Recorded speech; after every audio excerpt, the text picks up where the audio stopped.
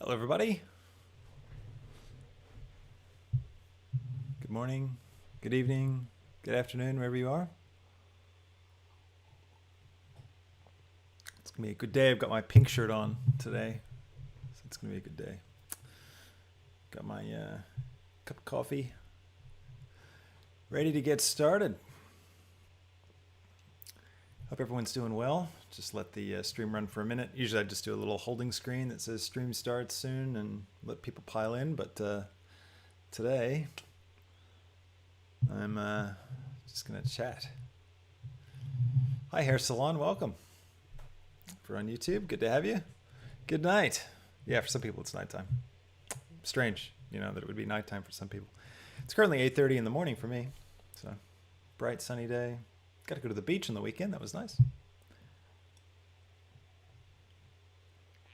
Hope everybody's doing well, having a good start to 2021. How cool that we're in 2021.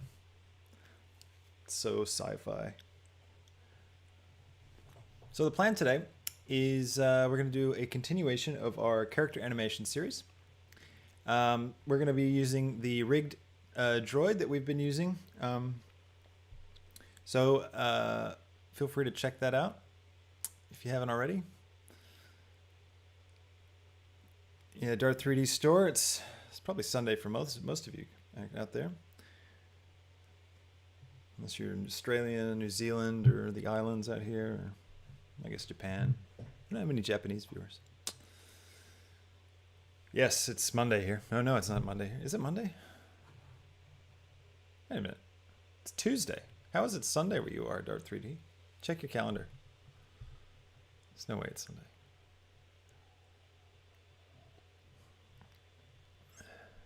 Monday. Ah, that's it. Yeah, no, it's Tuesday here. I don't think anyone's in Sunday anymore. Hey, 4K, welcome. Good to have you. Midday. Nice. We've got time zone overlaps.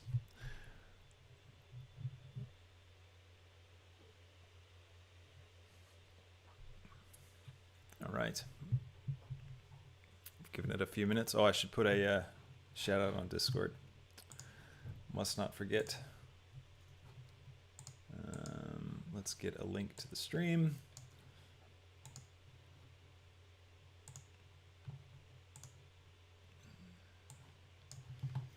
If you're not in the Discord already, the description should be, or the link should be in the description below, so you can check that out if you want. It's open to everyone.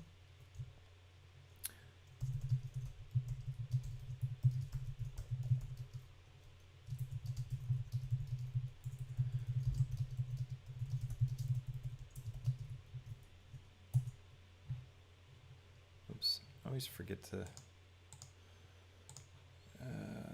let's just cut that. Delete that. We'll get started soon, everybody. Just warming up, warming up the stream. Give everyone a chance to pop in. And there we go. Cool. Pinged. All right, close that out. Cool. Let's catch up on chat. It's Kua. Oh man, I'm excited about this one ever since you did the other animation tutorial. I was hoping you'd make more. Oh, good. Yep, that's the plan. Making more. We're going to try and do more of these. Keep using the same little guy. It's a good little rig. Darth 3D Store says, I like your space tutorials. Thanks, man. I appreciate it. Sorry, I didn't mean to say man. I don't know your gender. But thank you so much. I appreciate it. It's really kind of you. Hey, Landfear, welcome. Good to have you. Smiley cat face as always. Hope you're doing well in your part of the world. All right. Trying to get my headphones all set. 4K watching on television, very fun.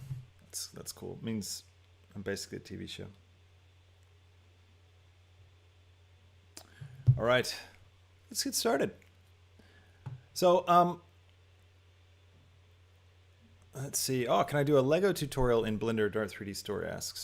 There's not many Lego tutorials out there, are there? It'd be fun. I actually did a really cool Lego project for a client. I did was it for Kmart? I did their Christmas campaign 2 years ago over here in Australia for social online stuff, and I used Blender, and I had to create a bunch of Legos. So they sent me this big box of like Lego, and I had to like create exact replicas of all the Lego, and then I needed to have them tumble out of the Kmart logo. So they like had to fall out and spill out onto the screen and fill the screen up. So I had to use like this rigid body simulation with a bunch of Legos and had to do all this crazy stuff to get them to go through the the logo, and it was really cool. Make an interesting tutorial. But yeah, so I've got a bunch of Lego models. We could talk about them. All right, so let me actually start recording and do this. Oh, that's cool. You did your first animation of Lego. That's awesome, Dart 3D. Yeah, I started animating with Lego, believe it or not. Actually, well, Lego and clay. I'd used little clay. I had this like old camera, and wouldn't actually take one single frame. I had to like double tap the record button to get it to like start recording and stop recording, and then move things. And it was good. All right. Let's start the record and get started. Hello and welcome to another exciting Blender tutorial. We're going to be continuing our animation series today, doing a walk cycle with our little droid. Let's get started. Okay, so I hope you really have enjoyed the last animation tutorial we did using the little droid that we made. And I've started up here on Gumroad just to point out, if you'd like to skip the modeling and the rigging and the texturing tutorials that I've made for this little guy, you can actually go on to Gumroad and just buy him outright, download the model, and just start off with this fully rigged model ready to go. So if you just want to do the animation tutorials and you want to skip out on that stuff, I'd come do that here. So you can find it. The link is in the description of the video. You can also find it just on Gumroad if you search C. Bailey Film Droid Rig, and that will pop it up, and here it is. You just go through that. So just wanted to point that out to you. Now here we are with our little rig. Now some of you may have noticed, if you've been following along, I don't know if you caught everything like in the last tutorial. I'll just repeat. One of the problems that happened was the material, the texture that we had on this guy was moving around when we started to animate him. It was like sliding across his body. And that has to do with using the object coordinate in the shader. So if you come over to the shader editor, over here to our texture coordinate node, we were using the object output. And when you're doing that and you're using a rig that's rigged with bones, you're going to end up having a material that slides across. If you don't have bones, you're just animating the material by itself, it's fine. You're not going to have a problem with that. But we were having that issue. So we had to switch over to generate it. So that's just something to keep in mind for yourself there. All right. Now, what we're going to do today, I'll just close out this shader. We don't need that. Today's plan is we're going to be making a walk cycle. I thought it'd be really fun to walk through how to do a walk cycle. That was good. That was really good. That was funny. That was a joke. I hope you're all laughing. So what we're going to need to do to make this happen is we'll use all the same techniques that we talked about in the last tutorial. So if you haven't watched that last animation tutorial, it's worth checking out. That you can find a link to that in the description below. Hopefully, if I put it there. And so we're gonna be using our breakdowns, our in-betweens, and our keys to map out a walk cycle. Now let me get for you real quick a reference. Just 1 second. Let me pull it up. Walk cycle. Images. So if you just Google walk cycle and go to images, you're going to get all these different reference points. And I pretty much do this every time I do a walk cycle just to remind myself of the key poses. And that's because it's pretty much always going to be the same. Now, this is one of the classic ones right here. I actually learned on this image. Let me actually get to the actual image. Let's see, open image. There we go. All right. This is from the book by Richard Williams. So we've got different colors for the different types of poses, but we can think about it in the way they've broken down these different labels, right? So you've got the contact pose. Now notice the contact pose.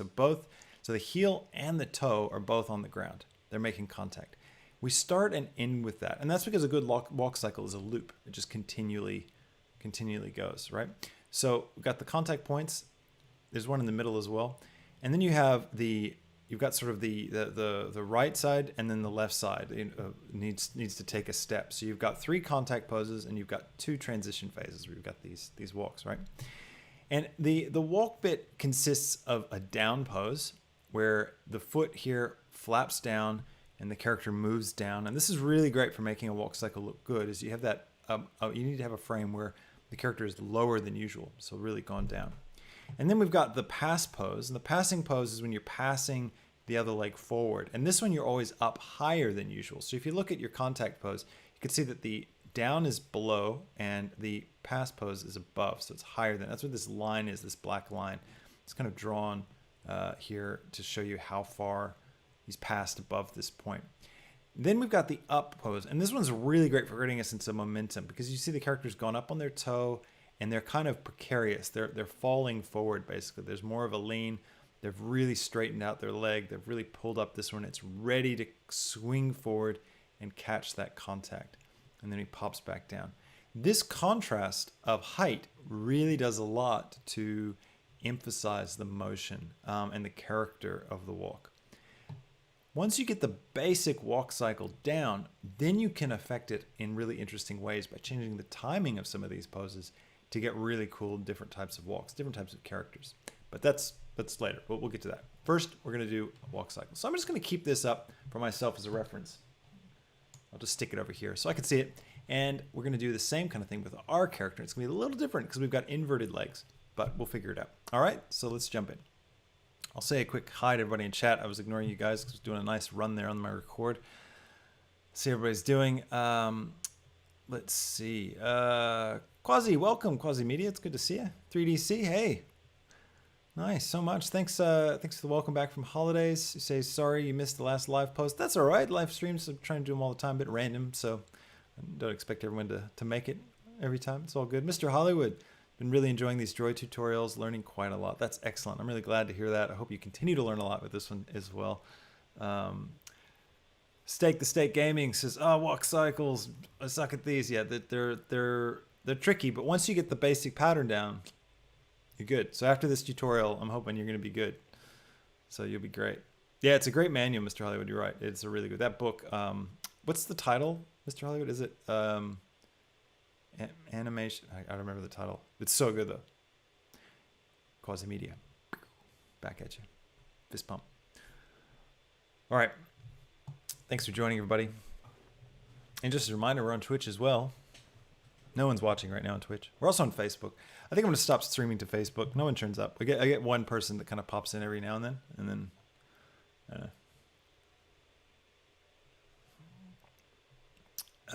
Let's see. Are you taking a break, Quasi Media, while you're waiting on renders? That's good.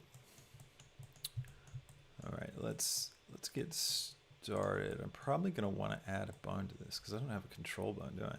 A master controller. What's our top bone in the rig? We don't have one. Okay, we're going to need that. I mean, we could add it later. It doesn't really matter. But yeah, let's go ahead and add it. Okay, let's go. Okay, so before we get started, there's just 2 little things I want to add into my scene. The first is a ground plane. I want to have a good ground plane that I can use as a reference point for walking. I want to know when he's making contact.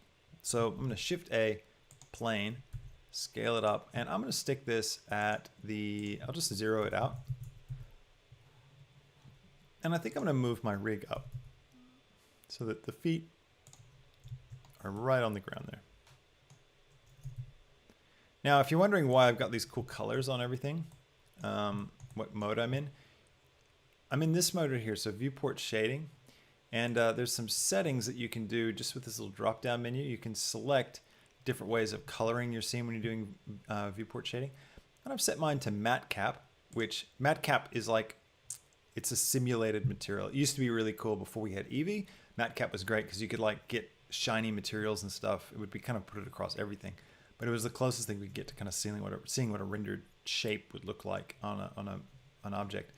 Now it's kind of redundant because we've got Eevee and we can actually have fully rendered stuff. But anyways, matte cap, and then I've set the color to random, so it's just giving me a random color project. It's just a nice way to see things. It just makes it all a little bit clearer as you're working. So,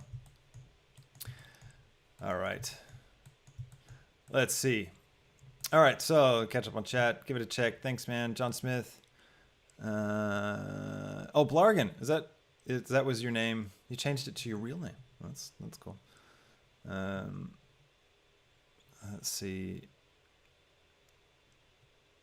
Why you talk about stuff for 4 days and they ban you? Sorry, man. Well, welcome to the age of bans. All right, so here we go. Let's get going. I'm gonna start mapping out some. Oh, that's right. I want to do a control bone. So here's what we're gonna do. So what we're gonna do is have a master controller bone, and we're gonna put it right at the base of our object. And the idea behind this is you want to be able to animate a loop, like a looping walk cycle, right? So you have your characters gonna be walking basically in place, like their feet are sliding on the ground, right? And that's really important because what you want to do is be able to just animate those key poses and then just set it to loop and run forever. And then what you want to do is you want to have a master controller that all the rear bones are parented to, and then you just animate that master controller moving through your scene. That way it's a lot easier to control. So you've got the feet moving, they're walking, and the main bone then controls where you're going. So it can get really tough if you're doing a walk cycle and moving your character forward at the same time, because then you have to keep doing that walk cycle over and over and over again. And you got to get it right, and it's just way more work than you ever need to do. So really we just need to do those key step poses, those key frames, and then move our master controller to have our object just continue to move through the scene. So that's really the trick behind doing a good walk cycle. So in order to do that, I need to go into edit mode, and I need to grab my rig here. Actually, just make sure I've got my rig selected. Go into edit mode, and I'm gonna hit. Let's see. I'll just grab one of these bones because they're already down here, and I'll do Shift D and grab it on the X, and we're gonna scale it up and grab it down. It's kind of arbitrary where we put this. It doesn't really matter as much. We kind of just want to put, just kind of want to put it here, just kind of below the character, and big enough that it's like really easy to identify and grab. So, and let's see, that looks pretty good. So what we're going to do now is we're going to make sure it's not parented to anything. Yep, this thing's not parented. So I know that because I've got this bone selected. It's highlighted here. It's called foot.r control 001, right? So foot R control, we've just duplicated that one. But all of these together are all on the same line, right? That means that they're not parented to anything. They're just under the armature. So if I open up body, you can see all these are parented, and there's a hierarchy to these. What I want to do is I actually want to take this one right here, and I want to make this the master controller. So I'm going to double click on it to change its name. I'll call it master. And then what I'll do is I'll select these, just like that, and then I'll control click the master, and then I'll control P, and I'm going to make them parented, but I'm going to keep the offset. That means it's not going to try and connect these bones to this one. It's just going to put them all underneath it in the hierarchy. So now if I open up my armature, you can see master is the first one, and then everything else happens, right? So now if I go into pose mode, I can grab my master bone, and I can grab it, and it's going to move my entire rig. It's going to take it with it wherever we go. And that's a lot easier to deal with, so that you can just animate moving the character wherever you want him to go while you have that loop, that animated walk cycle looping on the other bones. Hope that makes sense. Yeah. All right. Now, the thing we could do with this bone to make it just a little bit easier, because right now it's so big, it's kind of in the way. What we can do is we can come over to, let's see, where is that? It's in the bone settings. And viewport display, and we can set a custom object under viewport display for this thing. So what I'm going to do is I'm going to go into object mode. I'll shift A. I'm going to create actually not a circle. I'm going to create a curve. I'll do a circle, NURB circle.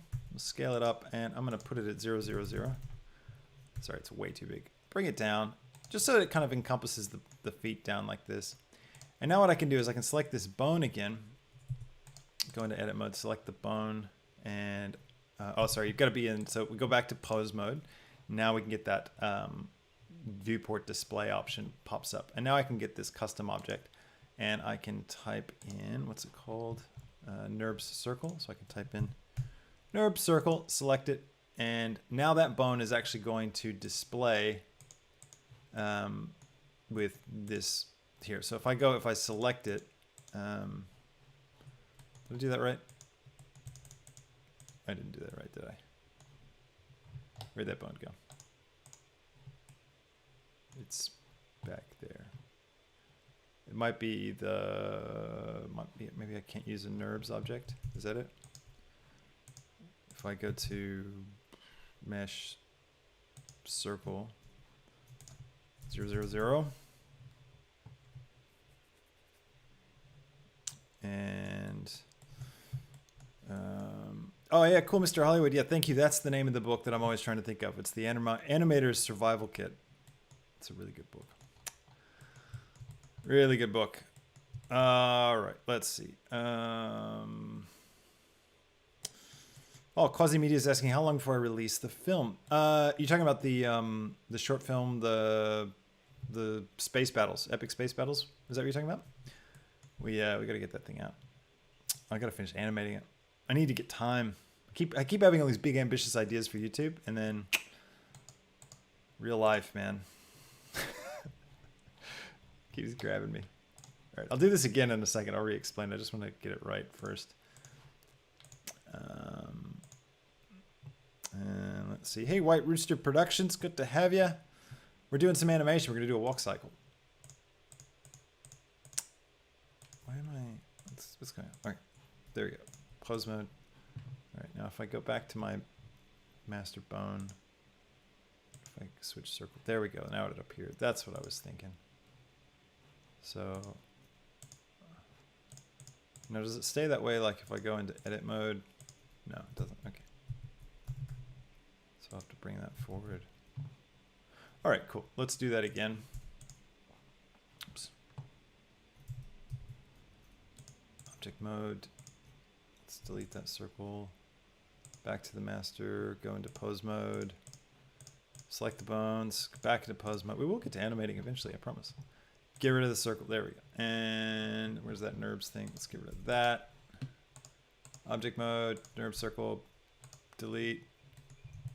All right, let's record again. Quasi. Oh yeah, so yeah, the sci-fi film. Yeah, we just have to finish it. I've only animated like a minute, I think, of the thing, and it's 3 minutes long of the plan that I have. So I just decided to keep moving. Like I was getting so bogged down trying to finish it, and then so because we got a new series we're going to start as well. I want to get started, so I'm just going to keep going. Like this is turning into its own little series. I'll get to it. I will get to it. I will get to it. The biggest problem right now, I'm going to be honest with you guys. The biggest problem right now in making videos is the fact that I had a baby this year, and he is waking up a lot still at night. And last night he slept all the way through the night, which was amazing. And so did my daughter. So both of them slept through the night. They were sick at Christmas, right? So they were waking up, both of them, every night since like 4 days before Christmas. So it's almost been a month. It's been a month now, right? Of every single night getting woken up like 2 or 3 times, having to get up, help them get back to sleep. So I've been absolutely exhausted. So I think that's the biggest hurdle. I think once they kind of start leveling out, once he's a little bit older and a little, more level with his sleep, I'm going to start getting more capacity. I'll start to be able to wake up earlier. It's going to be good. So yeah, babies do change the flow of life, but they're also really amazing. So I won't spread myself too thin, White Rooster. Don't worry. I'll just keep making grand promises to all of you guys and letting you down. No, I'm just kidding. We're not going to do that. It's all going to get done. We'll get there. I'm used to doing really big projects very slowly. There's another massive project I want to do too that I haven't even talked about on the channel yet. It involves like a potential whole new second YouTube channel spin-off. Like it's crazy. I really want to do it, but I just keep thinking as soon as I talk about it, I'm going to get busy, and I just need to wait until I'm really got the capacity for it. So anyways, we should get back to this, Yeah. Hi everyone. Hi. Hey, we got 1 viewer on Twitch. Yeah. Go Twitch. Thanks for what do you do on Twitch? Thanks for the follow. That's it. All right. Sorry, buddy. Let's keep going. Yeah, finish the sci-fi film first. All right. White Rabbit Productions. All right, I will. White Rooster, sorry. There's a white rabbit, isn't there? Somebody's a white rabbit. Not you. So distracted. All right, let's get back. Let's actually do something. Okay. All right, so we've created the master controller bone, but now it's kind of really in the way. It's really big. It's kind of glary. So I'll show you how you can make little custom objects to help with your rigs, just to kind of clean up your space. Now, what you can do is you basically create another object, and you can, any object, and you can say, look, use this object instead of the bone wireframe to represent this object. So now you can't use curves, or if you can, I don't know how. You may have to like extrude them, but I always have problems using curves, and then just remember I need to use geometry and forget about the curves. But anyways, if we go here, I'm going to create a circle. So Shift A, Mesh, Circle. I'll put it back at the 0 position. In fact, I'm going to go ahead and Shift S and cursor to world origin. I'm just going to get that up so I can stop typing 0 all the time. And I'm just going to scale this thing. I mean, it's a good size, actually. That's about the right size I wanted. What I can do is I can select my rig, go into pose mode, select the bone that I want to change, and make sure I've got the green bone tab selected, and come all the way down to viewport display. Now you'll only get the viewport display option if you're in pose mode. There's a lot of options that only appear when you're in pose mode. So don't get confused. If you're in object mode or edit mode and you've got the bone selected and you're like, where's that thing? You know, just keep reminding yourself, when you've got a rig, you've got to think about pose mode, edit mode, and object mode. They all give you different options. So, all right. So I can come up here and I can type in, it's circle.001, I'm pretty sure. Yep, there it is. Now you'll see that it moved back and it got bigger. Why did it do that? Well, the center of this ring is based on the head of the bone. So if you remember, the head of the bone is right here. So when I select that circle, you can see that circle is now centered around that. Now it doesn't matter where that bone is in relation to the rest of the bones. Like we could have that master controller way off over here. It would still behave the same. So we can just clean it up by going into edit mode, grabbing it on the Y and moving it so that the head of the bone is kind of in the middle there. Roughly the center of gravity. And now I can go back to pose mode, come over to view, and select the circle. And there we go. Now we've got that nice circle. So now if I select this, you can see it's going to behave the same, but it doesn't show up in my render, and it's just a nice clean way of dealing with it. Now we have to keep this. So like if I hide, let's see, if we delete it, I think does it go away? Well, I won't delete it just in case, but I am going to hide it. And I might even parent it. Do I want to parent it to that? I'll just create a new collection and I'll call it controllers, and I'll stick this in it. That way I can just untick that and just have them all hidden and not have to worry about it if I make any more. So anyways, I will update this on the Gumroad file. I'll pop that in so that if anyone gets it from this point forward, this will already have it set up. All right, so, and if you've already bought it and you'd like this, just email me and I'll send you this file too. Why not? Easy peasy. All right, I do L shift a lot, Quasimedia. It's actually the thing that I've got set up for input history in OBS. It tells you which shift key I hit, if it's the left shift key or the right shift key. And it's just because that's where my hand sits on the keyboard. Kind of annoying. Anyways. All right, let's keep going. All right, so when we're doing a walk cycle, I like to actually go into the side view. And I think that it's just a bit easier to think about really looking at the scene flat. And what we want to do is we want to start off with that, what's it called? The contact pose, okay? So let's, in pose mode, let's go ahead and get started. I'm going to save my project, and actually I'm going to save as a new one as well. Walk cycle. Save. All right. Yeah, you're not the only one, White Rooster Productions. White Rooster is saying, oh, I thought it was Shift plus left click on the mouse. Yeah, it's. I should figure out how to fix that because it's not, and it's in like every tutorial of mine, and I'm sure there's a lot of people that get confused by it. All right, let's get started. So first thing I'm going to do is this contact pose. So I'm going to grab one of my foot bones, and I'm going to grab it on the Y and slide it forward. And I'll grab this one on the Y and I'll slide it forward. And just want to think about what it's going to look like for this little robot. Okay, that's pretty good. Might bring this one back just a little bit. Doesn't have to be too extreme.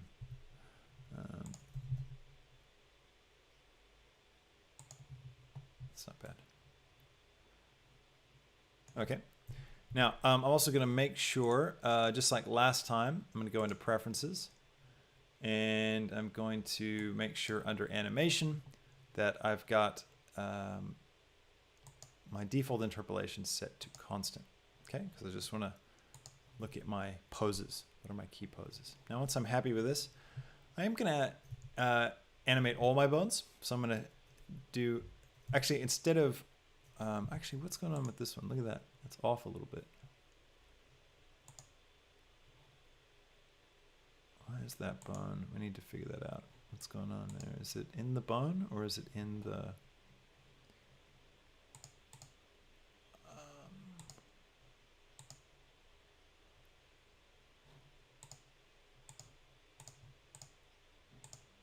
it wasn't in the circle.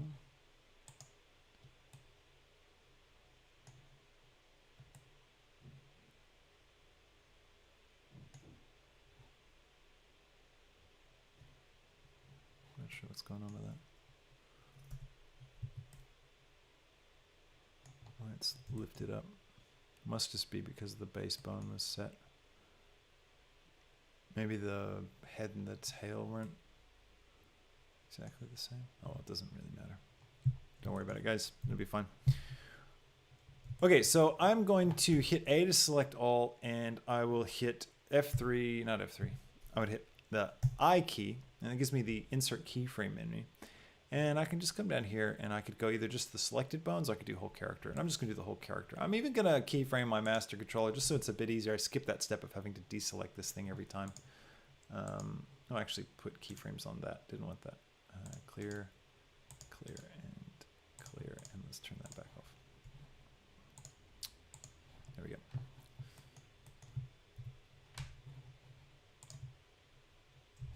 And I've got my first keyframe actually not at the first frame. There we go. Okay, so I'm going to come forward a little bit. Let's just say 10 frames. It's kind of arbitrary. We'll figure the timing out next. And I will do, let's see, actually, this contact pose will be the same. So let's come out to like 60. Let's assume that our endpoint's going to be there. So I'm going to select this in my, I've got my dope sheet open down here. Okay. I also have this turned off, which is, this is the only shows selected. So just turn that off and you'll be able to always see everything that's got a keyframe on it. And that's just a better way of going, I think, if you've got a rig open. And I'm going to select the top one to automatically select everything below it. Again, if you select an individual one, it'll just select that one. But this is the summary keyframe, which highlights everything below it. I'm going to hit Shift D, and I'm going to drag that one all the way out here. So now I have the same pose at the start and the end. Now, one really great way to work with your animation is to split things up in halves. You know, to think about it, okay, where are you going to be here? Where are you going to be here? So we could go to the 30-second mark and do the middle pose, which will be the other contact pose. So the other contact pose is going to be where these are basically flipped. So I'll grab this one on the Y and I'll slide him forward to right about here. I'll grab this one, slide him back right about to there. Select, so hit A to select all, hit I to insert a keyframe, click on the whole character. I guess we don't even need to, we could just, can you just go I and yeah, whole character? Don't have to select all. Now, we don't have much happening. We just have the feet swap. Now we can come in between these. So between 0 and 30 is 15. So we come to frame 15. And that's going to be our pass pose. But I don't want to confuse you guys too much. So let's see. The way I would do this normally is I'd come back to the beginning now and I'd think about, all right, so what's the next bit? So if 15 is going to be the pass pose, what's halfway between 0 and 15? That's going to be 7.5, which we can't do. So I might just do 8. And so the next step from this first pose is this one here, the down. So we go from this to the down, and then to the pass, and then the up, and then the contact. So actually, so we've got 4. So our timing will be off. So I'll just, I think that means we need to come to maybe frame 3. Because what would that be? 3, 6, well, it's not going to divide evenly no matter what we do. So I might go frame 4. All right, so the down pose. Actually, that's an interesting point. Let me think about that real quick. Our robot, so the contact pose would normally be like this.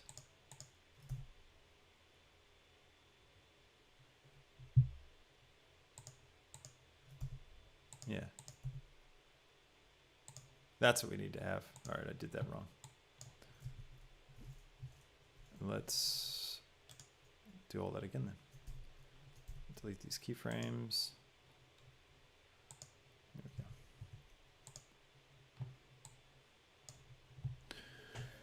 go. Woo.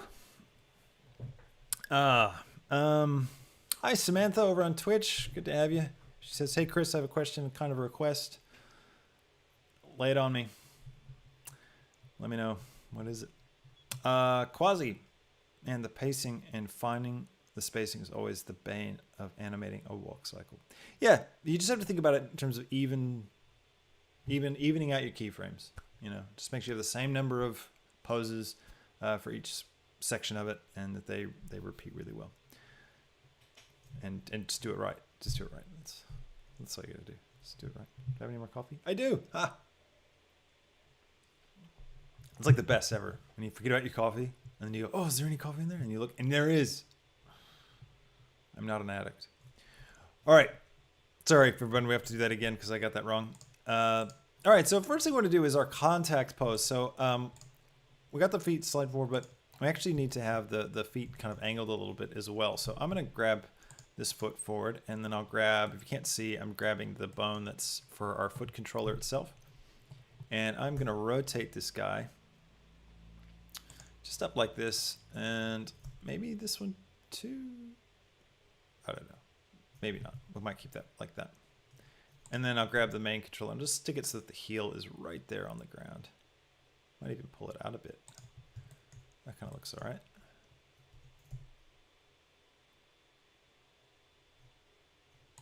Something like that. And we'll bring this one back. And up.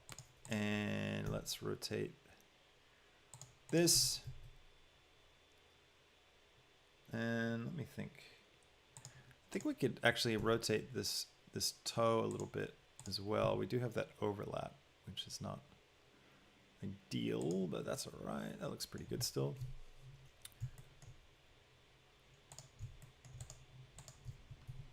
All right, I like that. I'm not sure how this is going to look with the straight down leg, but we'll see it once it starts moving, and then we'll know. All right, so to set a keyframe for everything, I'm just going to hit I and whole character, and that's going to set a new keyframe there.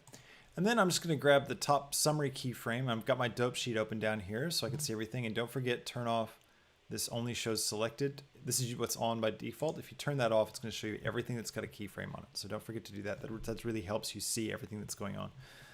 Now I'm going to select here, I'm going to Shift D, and I'll just drag this out to the end because these are going to be the same. The start and end of our walk cycle are going to match. In fact, we're going to end up just getting rid of this keyframe and looping it so that it gets to the end and just goes straight back to this one. But for now, we can keep that. Now you get this bright orange color between these because it's saying the information between all these keyframes is exactly the same. So nothing's changing. That's a really great visual clue from Blender to let you know, oh, look, I haven't animated anything actually. These keyframes are a bit redundant. All right, so now the halfway point is going to be the opposite of these. But let's not worry about that yet. Let's go ahead and get started. So I'm just going to come forward maybe like 3-4 frames. Sorry, hang on one second. I just bumped my... Oh, good. Let's make sure I didn't kill my noise canceling. And Samantha over on Twitch is asking if we could do a tutorial on a galaxy shader at some point. That would be really cool. Yeah, great. I'll put it on the list. I was just brainstorming yesterday. I needed to get a list of things. So good idea. We'll put that one on the list. Quasi Media laughs at my coffee addiction. And John Smith says, can you download pre-made human walk cycles? You can. There are lots of them on the internet, stuff that's worth checking out. I don't know any specific ones, but totally Google it. You'll find them. They're everywhere. Walk cycles. Yeah, pre-mode walk cycle won't match the rig though with this guy because he's got the inverted legs. So bear that in mind. Anyways, okay. So we've got our first pose. All right, so our next pose, I'll bring our thing up, is going to be the down pose. So he's putting weight on the front foot. All right, so again, I recommend always Google, have this thing up if you're doing a walk cycle. It's just really helpful. So let's get that pose. I'm going to rotate this one. Actually, one easy way to do, if you're not sure exactly what the right rotation is, what you can do is you can actually hit F3 and reset. Let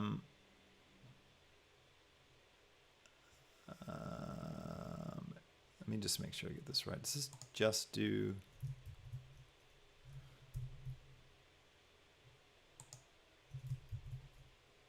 Why is that not working? I should be able to reset.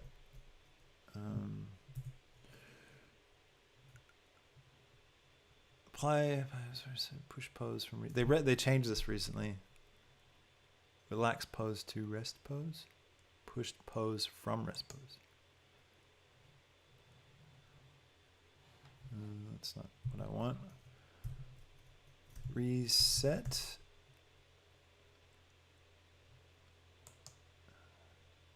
Only selected. I don't know why that wouldn't work.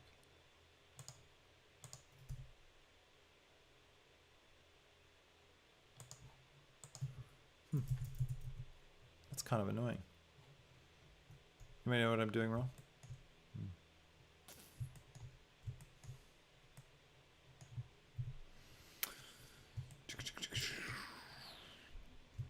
Let me know in chat if you know how to reset. It should be. Oh, okay, so maybe if it's just if I select that, go pose, clear. Okay, that's how you do it. So is it clear? Clear pose. Pose. Okay, there it is. Pose, clears. Okay. So it's clear, not reset. All right, now I want to reset this bone back to its base position. Okay, and the easiest way to do that, instead of like, say it's some of these where they're a bit angled or whatever, instead of zeroing it out, one way that's easy to do is you come up here to the pose menu and go clear transform and then select what it is you want to clear. In this case, I want to clear the rotation. You can also get it from the F3 menu if you just type in clear pose, and then you can see here you get all the different pose clear options. You can just select one. So I'll bring that and I'll bring this down like so, just kind of straight down. And then this one needs to, see, I can't even remember. I've got to look. All right, so this is like the knee bends basically. And this foot prepares to lift. All right. So this is going to be a bit tricky because our character is a bit different, but that should be fine because all we have to do is just bring down our main controller like this. There we go. And I'll bring this one forward a bit and up, and I might rotate this one to kind of keep it in contact with the ground like that. And we'll see how this looks. I might rotate. Can I rotate this one? No, it's the look control that we need to do. I'll bring the look control down just so that we're not intersecting there. And I'll hit I and whole character once again. You can see that those orange bars disappeared. That's because now we've got keyframes that have different information side by side. Now the key with this, we're going to look back and forth. the key with these keyframes. I am on fire today. Seriously. See how the heel is sliding back? We pop down. Oh yeah, hold your mouse over your dope sheet and use the up and down arrow keys on your keyboard to snap between keyframes. Really great. See how he's moving back? It's like right here, and then he moves back all the way to here. You don't want that with this. You want the heel to stay in the same place, right? Because it's like the foot's just snapping down.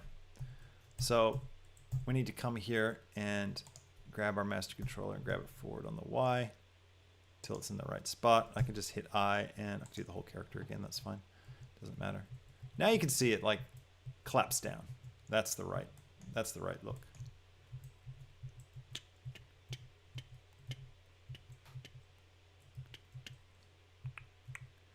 Okay, so the next is the pass pose. This is where we start to go up. Now, the thing with the pass pose is this foot that's just slapped down, it needs to slide to the center, okay? This always happens. It goes to the center, and the leg straightens up, and the body pushes up. So let's come forward another couple of frames. Again, kind of an arbitrary amount of frames. Not really sure how many I need to do. We'll find that out. I'll slide this back so the foot's kind of in the center. I'll grab this up like that so the foot's nice. The leg is nice and straight. I'll grab my look control. I'll bring it up as well. And I don't want to take the foot off the ground, so I'm just trying to get it kind of close. And then this one comes up and is coming across. Now this pose is where they're kind of like they're right on top of each other, the two legs. One's straight and the other one's always kind of right behind it. So if you look at the drawing reference, you can see here it's just right behind it. It's crossing behind the leg. You can see it's the only pose where it's like that. And that's a good way to remember this pose, is you're having the leg cross behind the straight leg. I will bring this one up, and it's like I'm preparing it to get into a position where it's going to go forward to begin to head to that contact pose. And I'm going to bring this one down a little bit because it looks like it's kind of dragging. It's kind of a nice look. So yeah, I think that's all pretty good. I might bring this down just a touch. Nah, I like it up. It's good. All right, let's go eye and whole character once again. And let's have a look. What do these look like? So we've got this.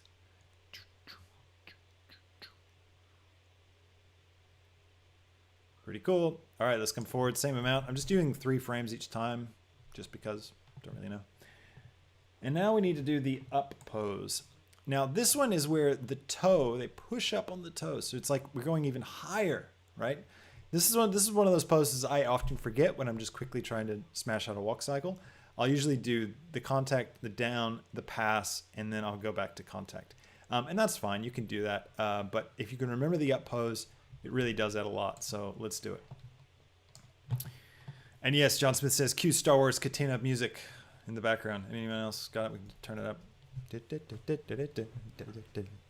probably don't want me to sing it. That's not what you're after. All right, let's come forward, and this foot is preparing to get into the contact pose position.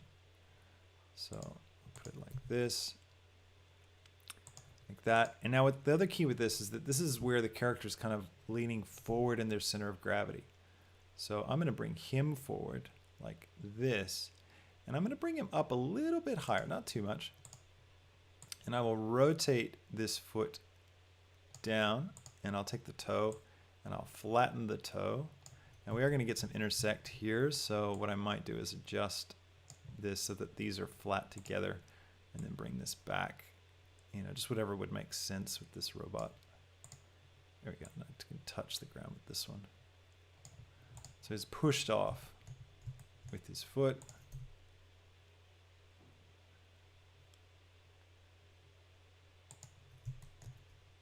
And this one is moving forward to kind of basically catch himself. That's the idea.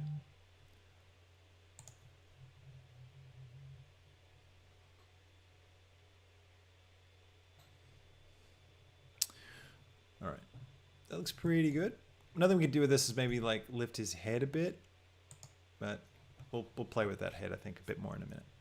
All right, let's hit eye and whole character once again. So up. We're probably going forward a little too much here, but we can clean that up. 3 and 3. Again, this is just like a rough draft. Dude, you just got to get it down, and then you can adjust things to kind of get it just right. But the main thing is to get those main poses in. Okay, so now this one's going to, basically this is going to be a contact pose. So it's a duplicate of this, but with the legs flipped. So what I could do is actually what we could do is we could just shift D that first keyframe and bring it here. And then we can flip the legs. So I'll bring this one back on the Y. bring this one forward on the Y. That's a funny. That's pretty great. And then we can flip this, bring that like this, bring this heel down, and do the same over here. Bring the foot forward. Oops. On the X. There we go.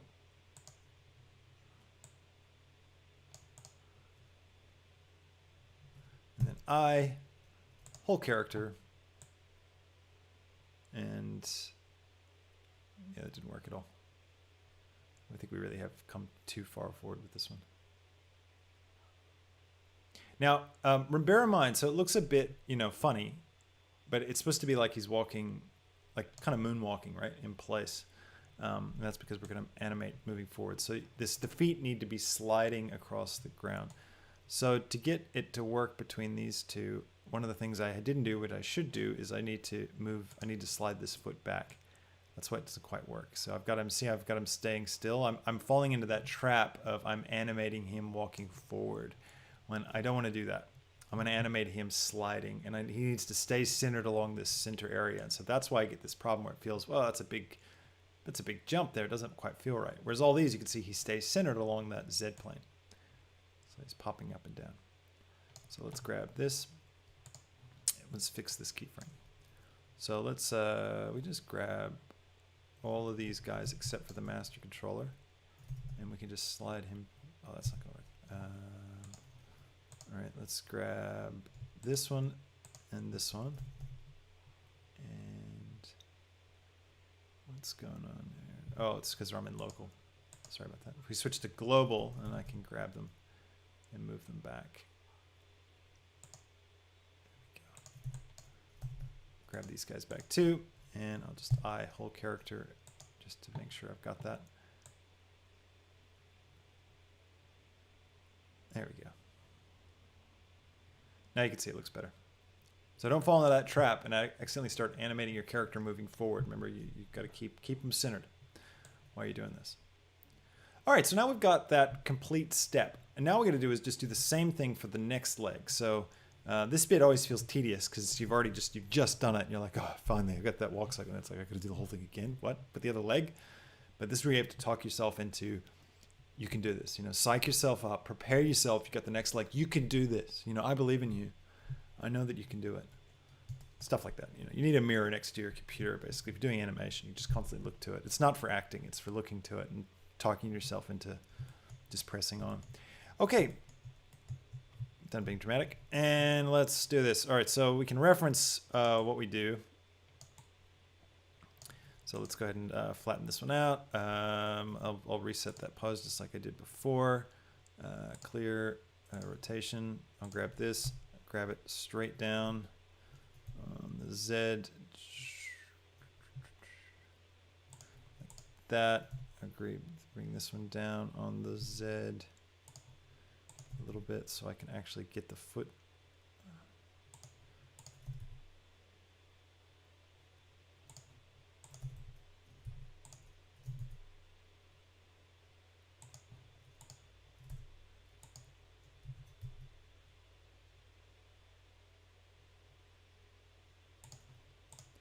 And this one up. I'm going to go ahead and set I'm not done, but I've just saved that pose so I can just reference this one again because I want it to be kind of similar. Bring this down. Bring this. Oh, that's right. He's still in contact. What is this pose?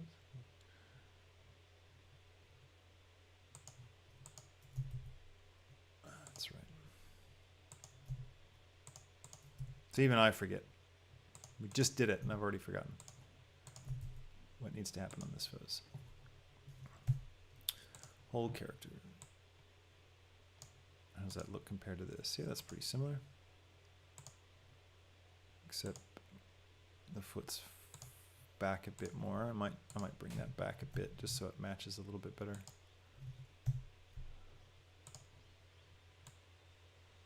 Yeah, that feels a bit better. And make sure my heel's not sliding back, which it does appear to be sliding back. So I need to grab this on the Y, bring it forward. I think to there. Is that right? Yep. Now this step looks a bit off, right? So if I compare these two, you can see this foot's forward more. That's actually going to have a look. It's going to look like he's kind of limping a little bit, which I don't quite want. So I think what I'll do is I'll match my character to this pose so that these two feel similar. I'll just keep jumping back and forth. Yeah, that feels pretty similar. They don't have to be exact, but just, you know, vaguely similar.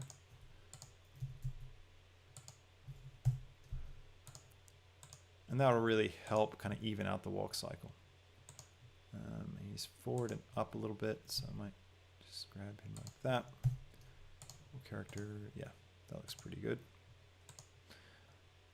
And then what I can do is I can come to this frame and move the foot to match. So I can come here and grab this on the Y and bring it back to like here. I think is where it needs to be. Is that right? Whole character. No, almost. One more. I'm using the little grid boxes. Oops. Looking at the grid boxes to know if I've got it right. Yeah.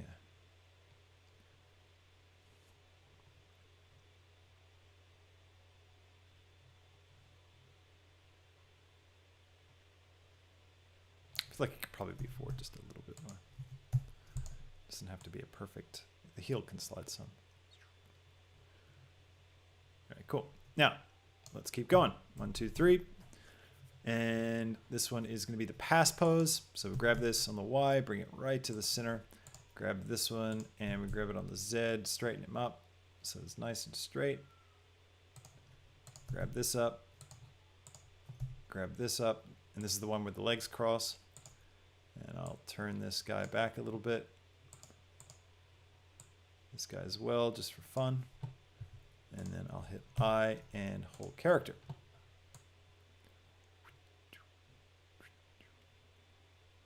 Nice. Come forward, 1, 2, 3. Bring this guy forward.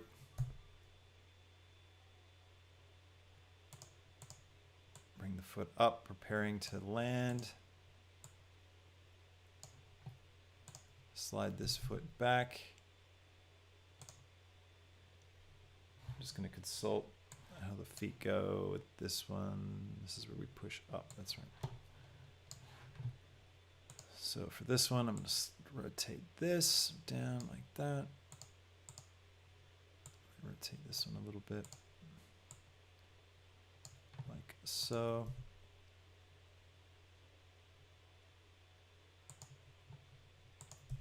Doesn't need to be quite that high. You can often get into the trick of like with the pass pose, or not the pass pose, but the, what's it called? The up pose.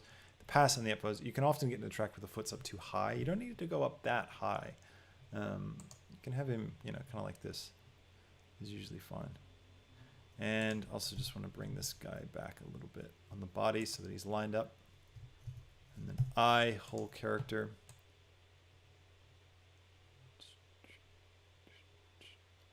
Now you can see that I haven't gone up, and that's not correct. I want to actually take the body up a bit higher. It says this one doesn't as well. Let's see if we can push it with both of these.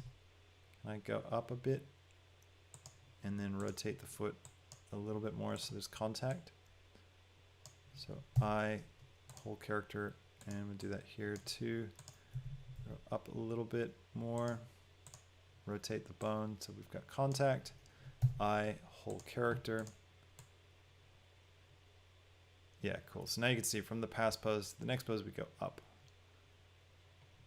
And that just really helps. We could probably go further, but that's good enough for now, I think.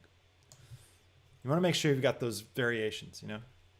It really helps create a nice sense of motion. All right, and next up we've got the final contact pose, which is this one over here, which we've saved right to the end. So we just grab that and bring it right here. Let's see how well that lines up.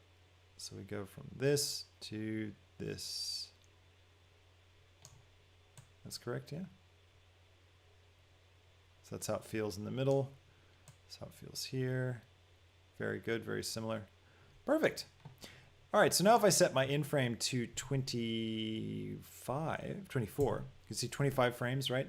If I set it to 24, then when it gets to the 24th frame, it goes, instead of going to 25 to show me that first keyframe, it goes to the first keyframe here. So it's a perfect loop.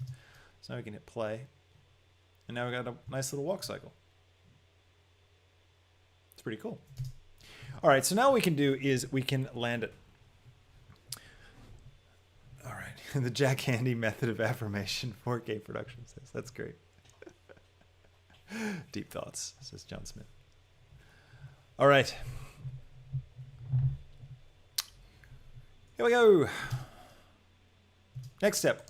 All right, now we want to take it off the step keyframes. So let's select all of our keyframes. We can just right click on them. We can go interpolation, Bezier. And that's going to make them all nice and curvy. If you remember from last time, if we go to the graph editor, we can see our keyframes are like little stair steps. You probably can't see that as clearly. Sorry, here we go. You can see all these stair step keyframes. But if we right click, interpolation, Bezier, they all become nice and curvy. So the computer is now interpreting between everything to create our in-betweens. Oh, by the way, if you want to know how to full screen one of your things, you just control space bar. That'll full screen any window. Very handy trick. Bonus thought for the day. All right, so now let's see what it looks like with curves. It's pretty cool. So you can see how that bounce really does a lot for us in terms of like the feel of the animation.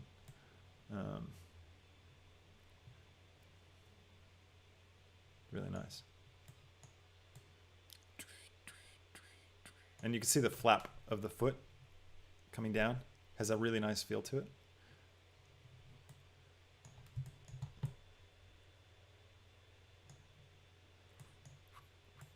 All right, so now how do you add more character to something like this, right? Got our little guy walking. Feels very peppy, you know, he's got a lot of bounce in his step.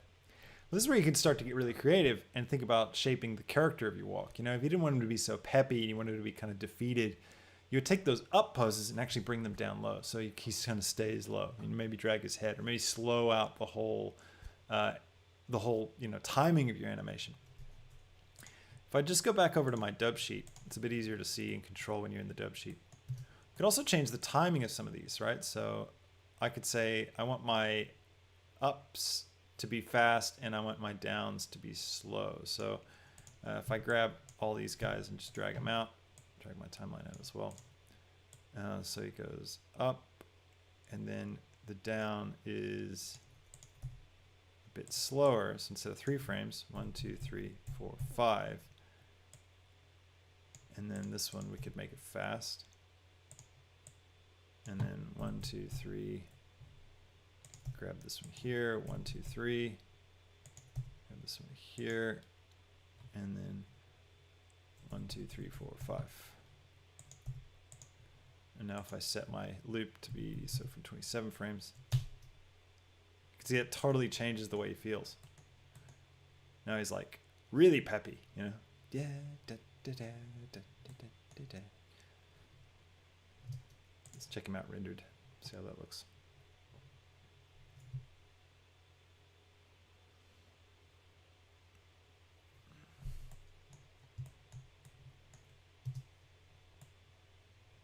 So he's a very, very happy Imperial droid.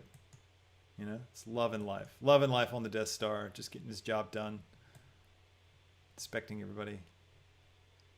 Having fun. All right. So you get the idea. All right, so now once we've got that, I'll just respace my keyframes evenly.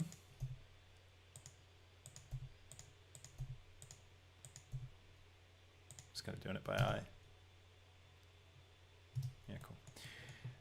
Now, how do you take this and turn it into something you can use easily and have like your main controller bone take over? Well, I'll show you. First off, I'm going to go through and there's a couple of bones that don't need keyframes on them. Okay. I could simplify and delete anything that's like the same throughout. So you can see this whole string here is basically stays the same the whole time. We could delete those, but I'll just leave that for now. But what I do want to do is delete the keyframes off of my master controller. So I'm going to come down here and I'm going to delete those keyframes. I'll just box select all of them. Another thing I might want to do is take my look control and where is it? This one here, my look control. Now we are using the look control, so maybe I wouldn't actually get rid of it. I think I'd keep it. I don't know, it depends. Let's see what happens. Let's turn it off. You can mute it by just unticking that box. And you can see what something looks like without animation. So it's all right, actually. Let's find one where it's like, let's start from the first frame. Mute it there. Yeah, I think I will turn it off.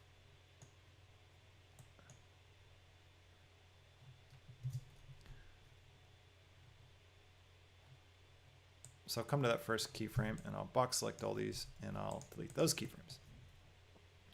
So now it's pretty much just my, my legs and the body controller, and that's about it. We could probably clean it up a bit further, but no need to now. So now you can see we could move this thing around, but how do you get these keyframes to loop? How do we get them to keep playing indefinitely? Well, the way you would do that is there's a couple things actually, but probably the best way. Well, one thing you do is you can come into the graph editor and we could do it from here, but actually I'll just show you. I was trying to think, how do I do this? Because the way to use this is to use the NLA editor. I think I might I'm going to put up a supplementary video. I think I've got a really good explanation of using the nonlinear animation editor tucked away in one of my Bounty Hunters Den tutorials, and I don't know if everyone's watched that series, so I might pull that section out. It's really short, and make it its own little video and put it as a part of this series so that you've got that explanation there, just in case this doesn't make sense. So anyway, so I'll just try this real quick. So let me save. And I'll explain this in a second. I just want to refresh my own memory, make sure I've got it right. What does that give me? Yeah, that's right. And then if we take this,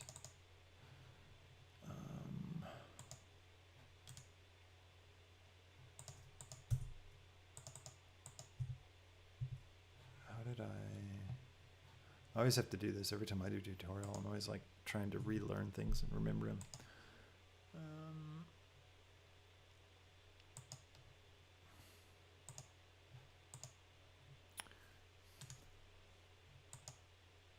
Remember how to rename it.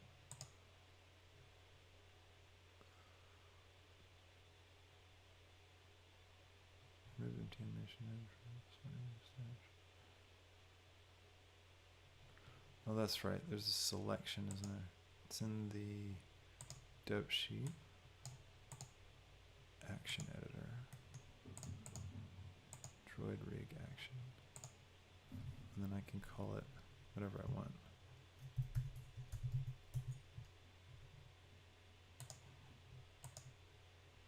I can delete it here.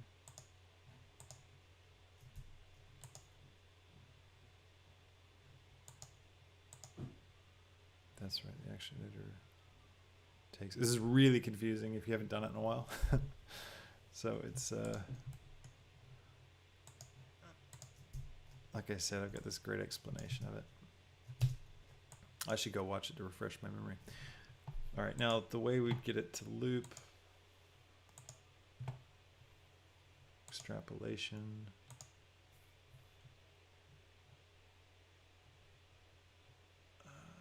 Playback, first cycle, animated influence, action clip, frame start, frame end. So if I wanted to go to frame 60, and then give myself my timeline. It's super powerful once you really kind of learn how to use it. Make sure that works. No, it doesn't work. that what does it? No. Blending, no. Extrapolation. How did I do it?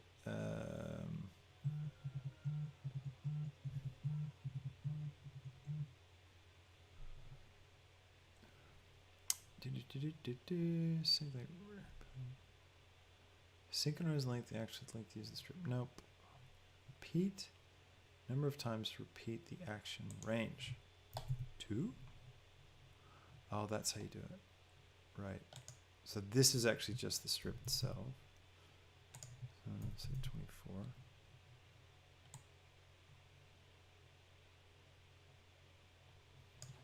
Oh, no, that's not right. Playback speed, 1. How did that change? Oh. That's how it is. Gosh. This is so... when you haven't jumped into this in a long time, it's all coming back, but anyways. So if I do 2, yeah, that'll just keep repeating it. And then if you have like just a little bit, that's how you do it.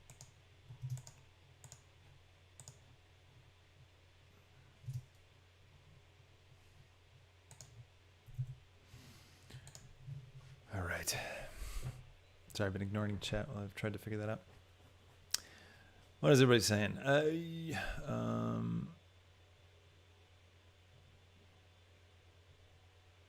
YS Book says, been having such a hard time learning Blender, but managed to make a book trailer. Need to learn so much more. That's really cool.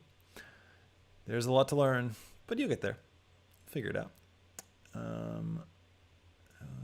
Sorry, just go to the bottom here.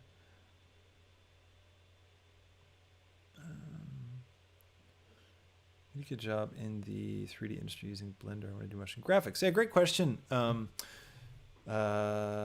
Psychophantic. Yes, you can. So I use it for all my 3D industry work. So I do commercials and stuff for a living, and I use Blender for everything. So you can totally use Blender. You can learn Blender, and you never really have to learn Maya. You don't have to learn any of the others. I started with Maya. I went to C4D, and then I came to Blender, and I haven't looked back. So I find that I can do everything in Blender I could do in those, except for like some of the stuff like MoGraph in C4D is pretty powerful. Like there's not really anything in Blender that allows me to do that. You can use animation nodes, but it's really slow, and but it's okay. I don't really miss it that much. And it's all coming. Like eventually it's going to be here with geometry nodes. I'm sure they're going to add that kind of functionality in eventually. So if you're just patient with it, it'll get there.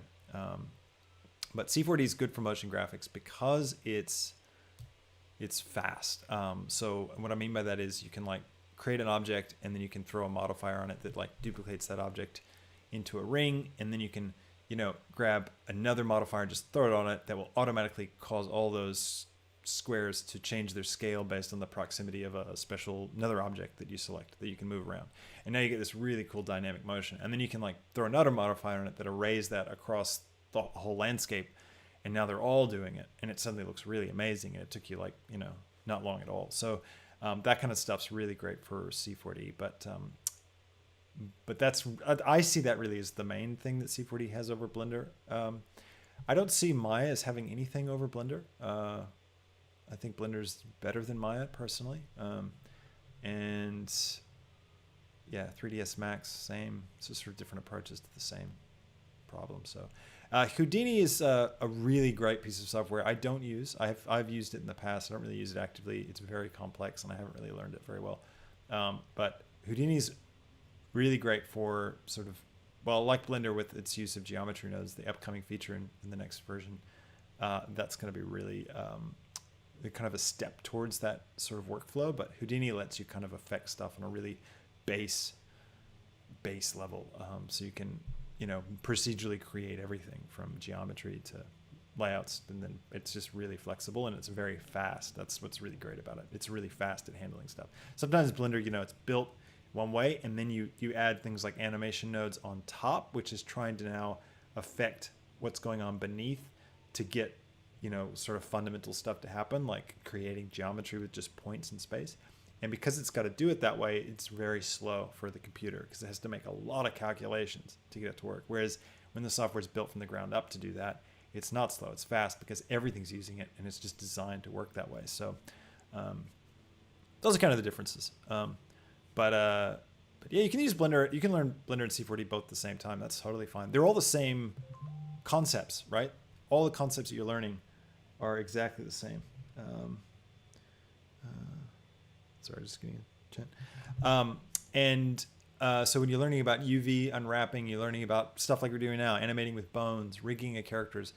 They're all the same across every 3D software. It's just different UIs, basically, different approaches to how to do it. So usually what I do is if I have to jump into a piece of software I'm not used to using, I'll figure out what is it that I have to do today for this in this piece of software. I've got to create some procedural shader. It's like, okay, well, I know in Blender I would use this node and this node and this node to achieve it. So what's the equivalent in this software? And I'll just Google it and look up a few things and okay, cool. Oh, and this is how I access this panel. Great.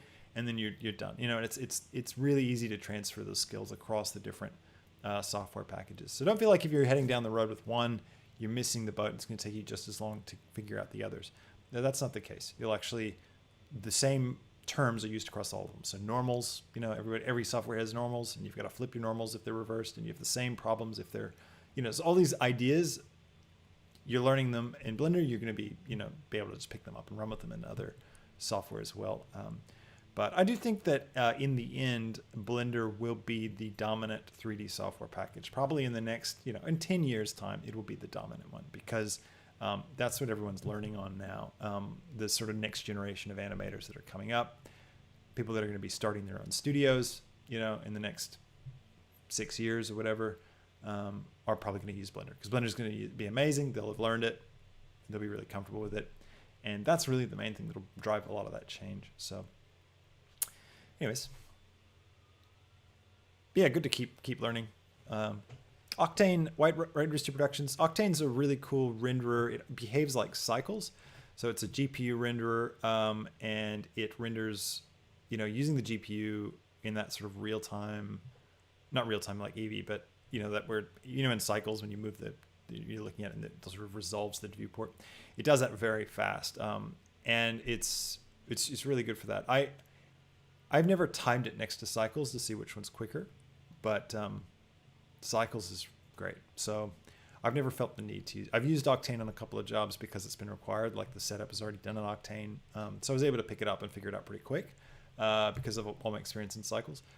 But I didn't necessarily like it. Like I didn't come out of it going, man, I wish I had Octane in Blender. I came out of it going, oh, I'm glad I got Cycles and I don't have to worry about Octane and paying a license fee or whatever to use it. So, but things like the smoke stuff, what's it called, Embergen, like that's incredible, and like there's nothing like that in Blender. So those are the things you go, all right, well maybe I should invest in that or learn that or apply that somehow. But it all just keeps adding, it all keeps ending up in Blender anyways. That's kind of the thing that I've noticed over the past couple of years. So but another thing too is the like Arnold is another really good renderer.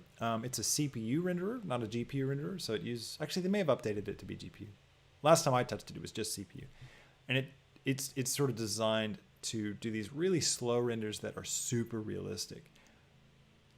Honestly, there's times when I look at Eevee and I've rendered something out of Eevee and I look it next to something rendered out of Arnold and it's like I can't see a difference. Like there are scenarios where you definitely see a difference, but it's kind of in a interesting spot right now, basically. The other big one's called Redshift. That's a really popular renderer with other packages. And Redshift basically does a lot of like tricks to fake realistic light, just like Eevee does, but it's using a GPU renderer like Cycles. And it's very fast. It's super fast, and it does look quite good. But again, Cycles and Eevee are fantastic too. So I don't know. I just have never found the need to invest in those renderers. Because what I've got under the hood with Blender is excellent. It's photorealistic. It's why would I need to do anything else? So, and yeah, Embergen data can be used in Blender right now. You're right, 4K. So that's what's great about it is you can export an Alembic file. I'm pretty sure you use an Alembic file, but you export a file, you can bring it in, and it's just really, really cool. Okay, VBA files. Yeah, that's Alembic, right? VBA? No, I'm not sure. Anyways, Beeple. Can Blender do the same renders he makes as C4D? Oh, Beeple, the artist. I have heard of Beeple. I can't remember. Does Beeple do like those really cool like Instagram loops? Is that what Beeple does? Sorry for the massive segue, everybody. I hope you guys don't mind. I'm just having a bit of a chat. We should wrap up the tutorial. I should stop the recording at least because I don't need to record all this.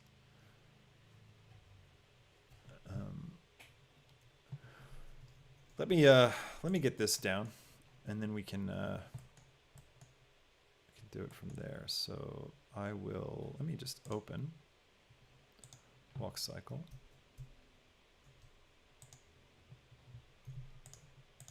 And we'll go back to the dope sheet. And let's record this bit, and then we can chat a little bit more. All right. Okay, so now that we've got our walk cycle happening, we need to be able to turn it into something that we can use easily in a scene.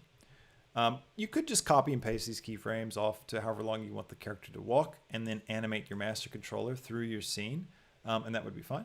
But there's a much more powerful way of doing it, using the nonlinear animator. So how do we do that? This is kind of a big topic. I'm going to post up a separate video about how to really jump into NL Editor and kind of, I guess, break it down and make it a bit more accessible. But I'll show you quickly how to get that set up here so you can at least play with it. I'm going to want my timeline here. I also want to keep my dope sheet. So I'm going to drag this up a bit. I'll drag this up. And then I'll make a new window by bringing my mouse. You didn't see that because of my portrait. Or maybe you did because it was right in the corner. But anyways, if you come over here, you can do it too. So you wait till you get that little plus sign and then you drag it up. I'm going to do this so that you guys can see. I'll just stick the text editor behind my head. And what I'll do is I'll switch this over to the non-linear animation window.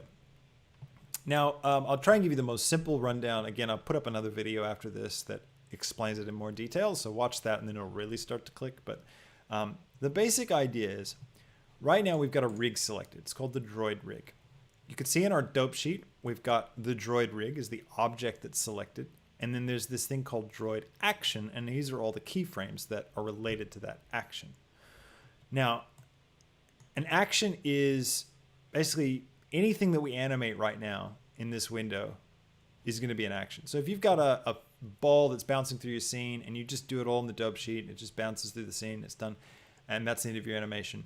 That would all be under one action, and it would probably name it, you know, if your object is called ball rig, it would call it the ball rig action, and that would be the ball rig action and blah, blah, blah. You never have to worry about it beyond there. But this labeling convention is giving us a clue about what's going on.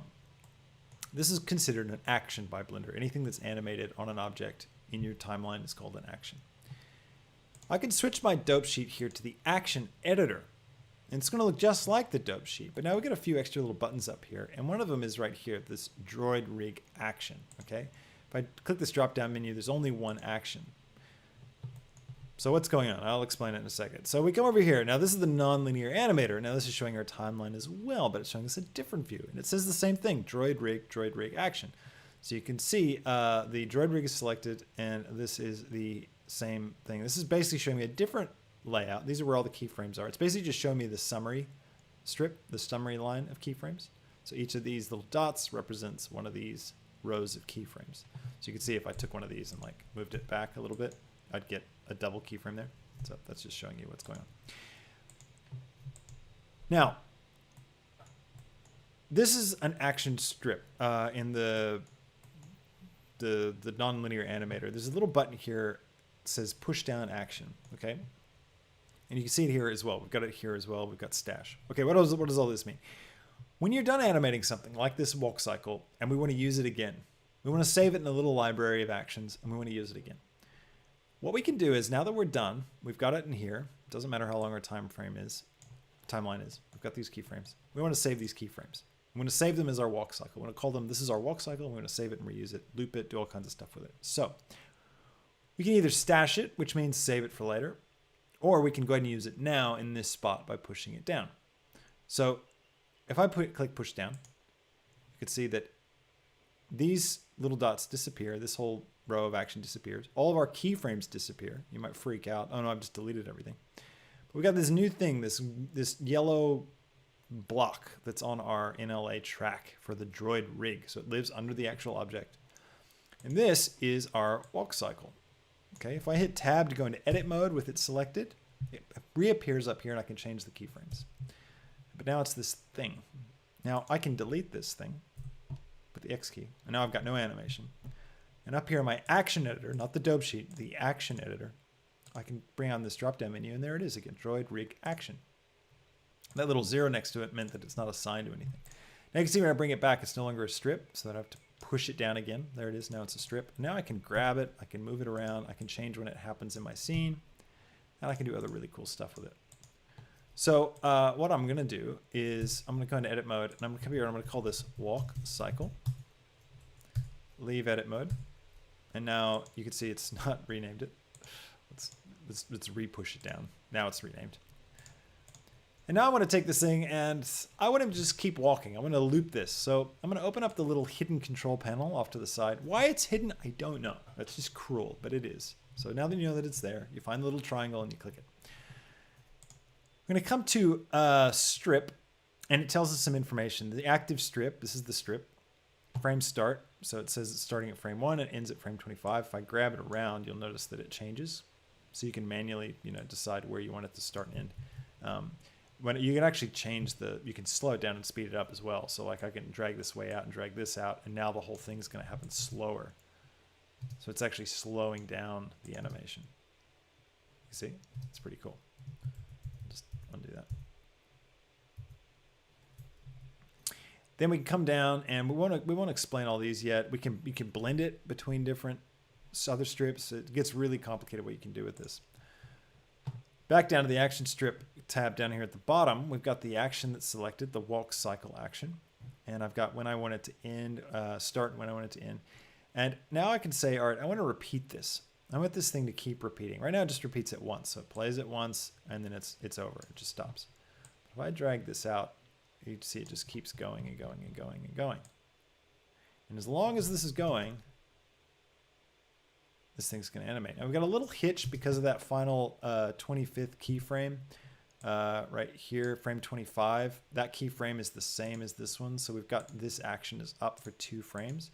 So I can actually, if I want it to just loop from the 24th, from this frame right here, frame 24, I can actually say, all right, I want this to end at 24. That will shorten the cycle, and now it won't have that little pause anymore. It just keeps going. So now I can have a really long timeline, and this is just going to keep on going. Now what I can do is I could take my my controller here, my master controller, I can bring it back, and I can set a keyframe for the location and the rotation. And actually, I'll grab these, bring it all the way back here. And you can see I'm starting to get a new droid rig action. It's calling this droid rig action because we've named this one walk cycle. And you can see that little dot there for that keyframe we just made. Now I can come over here, let's say, and I can grab this guy and bring it forward on the Y, right? And then set keyframe and another keyframe. And now you can see that I need to right click it and interpolate and Bezier. And now he's walking forward. I might even make it linear because he doesn't really slow down or speed up. And he's not quite walking fast enough for his legs, so I need to adjust these a little bit. I need to bring that in some so that it looks right.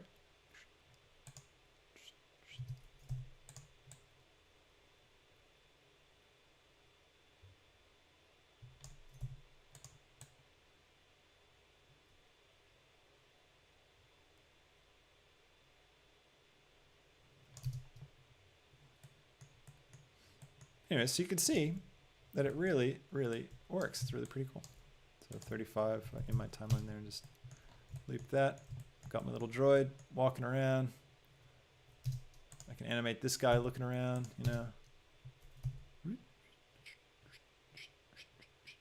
checking out the world.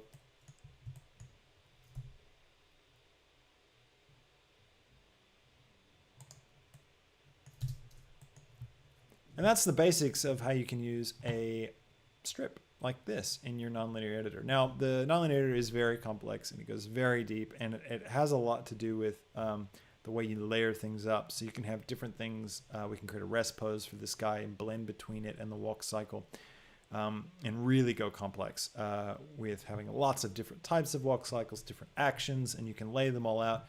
But what's cool is once you've got them all around, you can drag these around, you can change, where they're at, you can play with the timing. It just makes animation a whole lot easier to mess around with. And yeah, edit and create really cool spontaneous animations. So anyways, I hope you found this really, really helpful, and it's beginning to, I guess, grow your vocabulary of character animation, how to do it, what it takes, and what you can create on your own. So I hope you really enjoyed watching this tutorial. If you liked it and you really enjoyed it, please hit that like button. Please leave a comment. Both of those things do a lot to help other people find this video and more people find the channel, which really helps it grow, which helps me continue making these videos. So thank you for subscribing as well. And for everyone that's joined the channel members, thank you so much for being a part of the channel. And thank you to everyone on Patreon as well. You guys are amazing. I really appreciate all the support everyone's been throwing my way and helping me to grow this channel. We've almost hit 8,000 subscriptions, so it's pretty exciting. We're getting very close to the big 10K. I can't wait to hit it. We'll have to do some kind of special celebration when we get there. Anyways, thanks so much for watching, and I will catch you in the next tutorial. See you later. Bye. All right, that was just for record. Stop recording. Thanks for watching, everybody. Pretty awesome. Did we miss anything? I know we were kind of in a deep conversation there about importing VDB files and caches. Let's see. Oh, yeah, VDB files. Yep, that was the name of what we import. Let's see.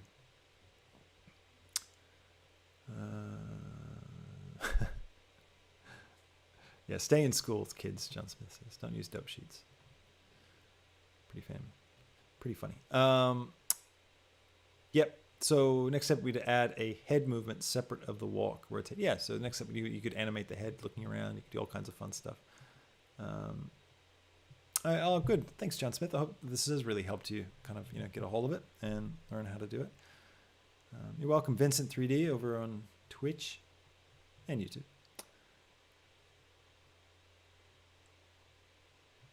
All right. Man, thanks so much for watching, everybody. Appreciate it. Fun to hang out. Good to chat as well. Nice to talk a bit about the details of how all this stuff works. Again, if we're doing a live stream, you ever have questions about animation or other pieces of software, or just how to, how do you get into doing this for a living? All those kinds of questions. Always happy to chat about that stuff and share my experiences with you. And I hope you, learn a lot through it. If you haven't joined the Discord, please consider joining the Discord. It's a lot of fun. We continue these conversations a lot there. I'm not always super active in it, but I do have bursts where I'm really engaged. And everyone else there as well is really engaged and shares a lot of what they're working on. So it's a really nice community. If you'd like to join and be a part of that, it's a great place. So anyways, thanks so much, everybody. Appreciate you. Thanks for watching. Hope you have a fantastic rest of your day wherever you are in the world. And I will catch you all in the next stream. See you later.